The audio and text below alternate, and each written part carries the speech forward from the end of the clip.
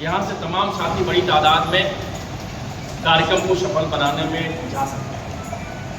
ऐसे में बहन जी के निर्देश हुआ कि मुझे भी आप सबके साथ मिल करके इस 9 अक्टूबर की मुहिम को और मजबूती के साथ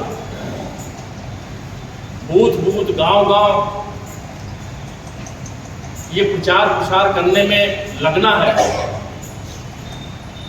हमारे साथी कैसे जाएंगे यहाँ से वहाँ तक, उसके लिए भी हम सबको आपस में कंट्रीब्यूशन करके हमें इस कार्यक्रम को सफल बनाना।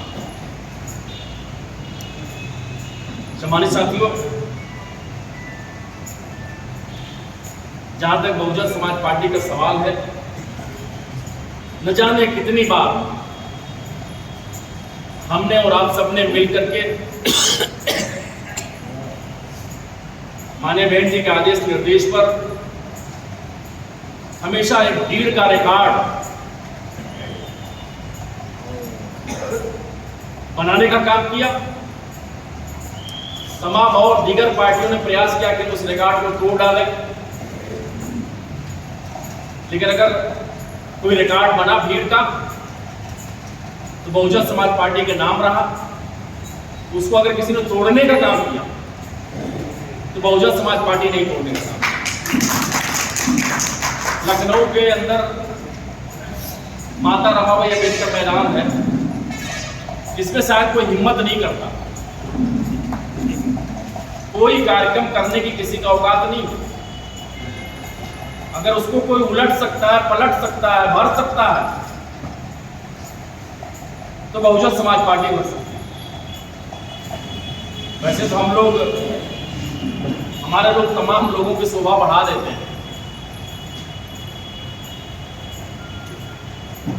और हमें तो अपनी शोभा बढ़ानी, अपने ही घर को सजाना, अपनी ताकत का इजहार करना। ऐसे में मैं समझ रहा हूं 9 अक्टूबर का कार्यक्रम बहुत महत्वपूर्ण है।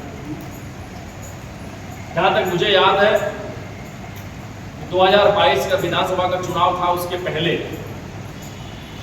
माननीय बहन जी के आह्वान पर 9 अक्टूबर को ही हमने और आपने मिल करके मानव कांशीराम साहब स्मारक पर इसी अवसर पर अपनी ताकत दिखाने का काम किया।